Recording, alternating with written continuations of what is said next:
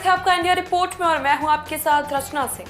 बुलंदशहर के छतारी में हुई किशोरी की हत्या के चौथे आरोपी को भी पुलिस ने आज गिरफ्तार कर जेल भेज दिया है। पुलिस जांच में मृतका नाबालिग पाई गई है। पुलिस ने धारा 376 पोस्को एक्ट और 363 की वृद्धि की है। मृतका के परिजनों को रानी लक्ष्मीबाई योजना के तहत 10 लाख रुपए की आर्थिक सहायता की एसएसपी ने संतुति की है। एसएसपी का दावा है कि किशोरी के सौरभ नाम के युवक से प्रेम संबंध थे। सौरभ ने किसी अन्य युवक से अवैध संबंधों के शक में ही युवती को गोली मारकर उसकी हत्या की थी। देखिए बुलंदशहर से हमारे संवाददाता जावेद खान की ये रिपोर्ट। क्षेत्र में हुई थी, उसमें क्या अपडेट है, कितने लोग गिरफ्तार हुए, पोस्टमार्टम रिपोर्ट में क्या आया, मेडिकल रिपोर्ट क्या कह रही है?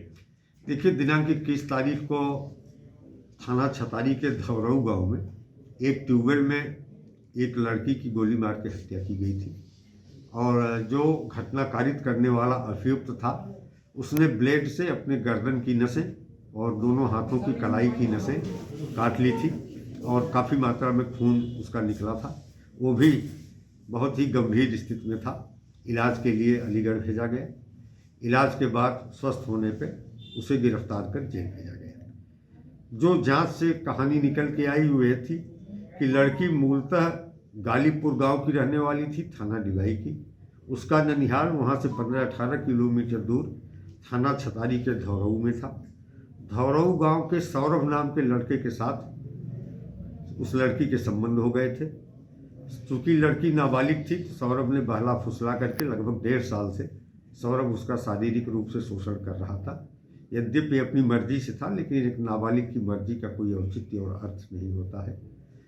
इस बीच में जो जांच में आया कि सौरभ को ये लगने लगा कि लड़की कहीं और अटैच हो रही है, उसके मन में प्रतिशोध पैदा हुआ और चूँकि लड़की सौरभ के बुलाने पे आ जाती थी, तो 21 तारीख को भी सौरभ अपने दोस्त निशांत को साथ लेकर के उस लड़की के गांव तक गया। लड़की को फ़ोन करके बुलाया। लड़की जो है चली आई घर से निकल करके और इनके साथ फिर उसी स्थान पर जो शिवम का ट्यूबवेल है, शिवम उस गांव के प्रधान का लड़का है, उसका एक ट्यूबवेल था। शिवम को भी इस पूरे प्रकरण की, इन संबंधों की जानकारी थी।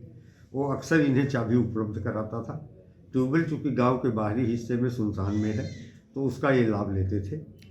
तो उस दिन भी निशांत और सौरभ उस लड़की को लेकर वहाँ आए। इसके बाद निशांत वहाँ से चला गया। सौरभ के मन में प्रतिहिंसा थी और वो पहले से ही एक तमंचा कारतूस खरीद लिया था और उसने सोचा था कि इस लड़की की हत्या करके सुसाइड कर लेंगे। उसी क्रम में उसने लड़की की गोली मार के हत्या कर दी और ब्लेड से अपनी नसें काट ली। जब उसका काफ़ी खून बह गया और वो गंभीर अवस्था में हो गया, तो उसने अपने भाई मोनू को फ़ोन किया और बताया कि वो मरने वाला है और उसने जो है एक लड़की की इस तरह से हत्या कर दी है। इस सूचना पर लड़की के भाई ने किसी पत्रकार को बताया। पत्रकार के द्वारा थाने को सूचना दी गई। पुलिस मौके पर पहुंची। फिलहाल परिवार के लोगों को सूचित किया गया। उसके घर गालीपुर थाना डिवाई से एक परिवारीजन आए।